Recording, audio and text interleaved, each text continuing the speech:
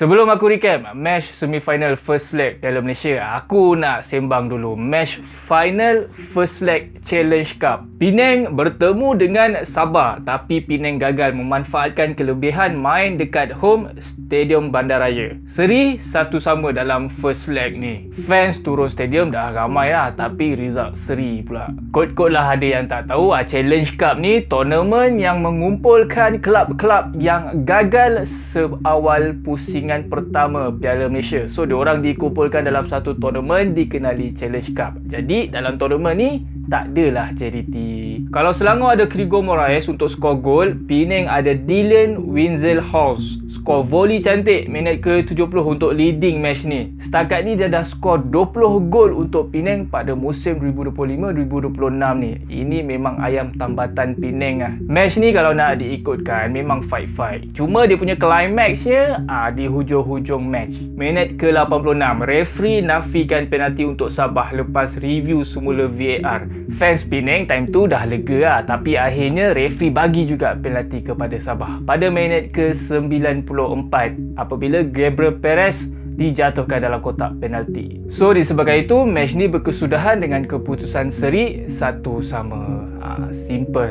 So kita teruskan dengan match first leg semi-final Piala Malaysia di antara Kuala Lumpur City bertemu dengan JDT. Kelihatan nama player warisan Harimau Malaya, Nacho Mendes, berada dalam kesebelasan utama JDT. Terlepas aksi bersama dengan Harimau Malaya katanya sebab injured, tapi sempat recover untuk beraksi bersama dengan JDT dalam match first leg semi-final Piala Malaysia. Dah biasa lah skrip macam ni, sama je skripnya macam nak so insya. Kuala Lumpur City sebelum match lagi dah ready macam-macam alasan kalah. Head coach Kuala Lumpur City, Risto Vidakovic, ngadu yang diorang tak dapat buat proper training sebab tak ada padang latihan berbumbung. Sekarang ni dekat Lembah Kelang waktu petang biasanya hujan. Lepas tu beberapa main player pula join pasukan kebangsaan macam Pawi dengan Paulo Josue. So katanya mengganggu sikit lah plan training diorang. Bab match ni macam biasalah, boring dan dah dijangka. JDT control ball possession, serangan bertali arus, defense solid. Kuala Lumpur City adalah pegang bola juga, tapi banyak attack menerusi long ball bersepah. Through ball pula jauh. Harapkan Paulo Josue yang dah dimamah usia untuk kejar bola tu, ataupun harapkan Pawi dekat flank kanan. Ada peluang depan gol, rembat ke bulan pula. Memang jauh bezalah kualiti player JDT dengan Kuala Lumpur City. So JDT bawa bekalan selesa 4 gol sebelum second leg di Stadium Sultan Ibrahim. Satu lagi match first leg semi-final di antara Selangor bertemu dengan Kuching City yang berlangsung di Stadium MBPJ. Aidil Syaril mempertaruhkan Gabriel Nesteroy, Daniel Asri dan Ronald Gahwanja sebagai trio serangan Kuching City. Ramadan tak ada dalam list sebab tengah menjalani pergantungan lepas dapat 2 yellow card dalam match sebelum ni. Orang mungkin akan cerita pasal gol penyamaan yang dijaringkan oleh Krigo Moraes last minute, tapi aku lebih tertarik dengan performance Zikri Khalili dalam match ni. Dia agak perform beraksi dekat posisi left wing back, kerap bantu dekat attacking based on heat map ni. Hampir je dia nak skor gol, tapi gol tu dibatalkan sebab Quentin Cheng dah offside daripada awal. Kuching City dapat penalti pada minit ke-38 lepas Ronald Gahwanja dijatuhkan dalam kotak penalti. Ada yang cakap situasi ni advantage ke Safwan sebab dia dapat bola dulu, tapi dia nampak rushing sikit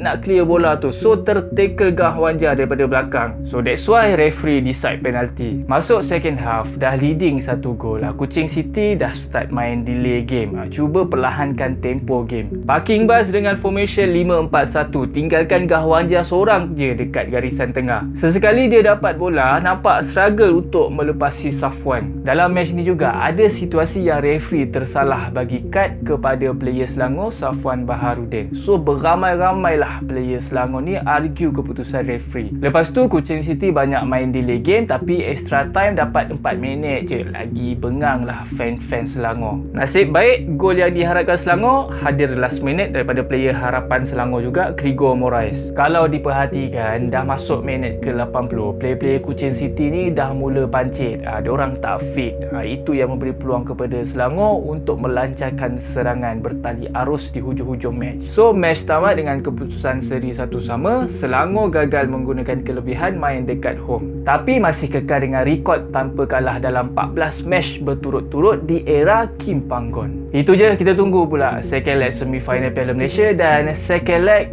final Challenge Cup nanti. Bye.